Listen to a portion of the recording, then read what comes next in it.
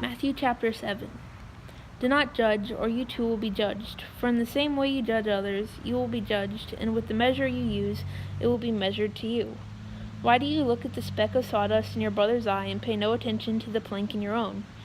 How can you say to your brother, "Let me take the speck out of your eye," when all the time there is a plank in your own eye?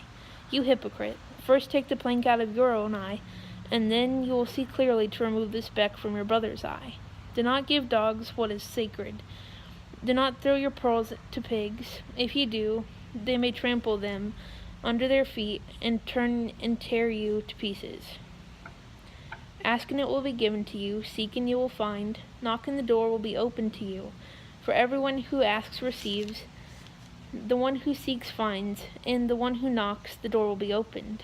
Which of you, if your son asks for bread, will give him a stone? Or if he asks for a fish, will give him a snake? If you then, though you are evil, know how to give good gifts to your children, how much more will your Father in heaven give good gifts to those who ask him? So in everything you do to others, what you would have them do to you, for this sums up the law and the prophets. Enter through the narrow gate, for wide is the gate and broad is the road that leads to destruction, and many enter through it. But small is the gate and narrow the road that leads to life, and only a few shall find it. Watch out for false prophets. They come to you in sheep's clothing, but inwardly they are ferocious wolves. By their fruit you will recognize them. Do people pick grapes from thorn bushes, or figs from thistles?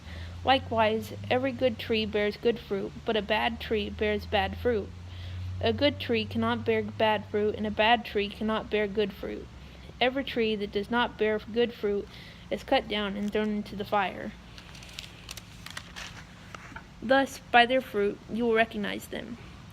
Not everyone who says to me, "Lord, Lord," will enter the kingdom of heaven, but only the one who does the will of my Father who is in heaven.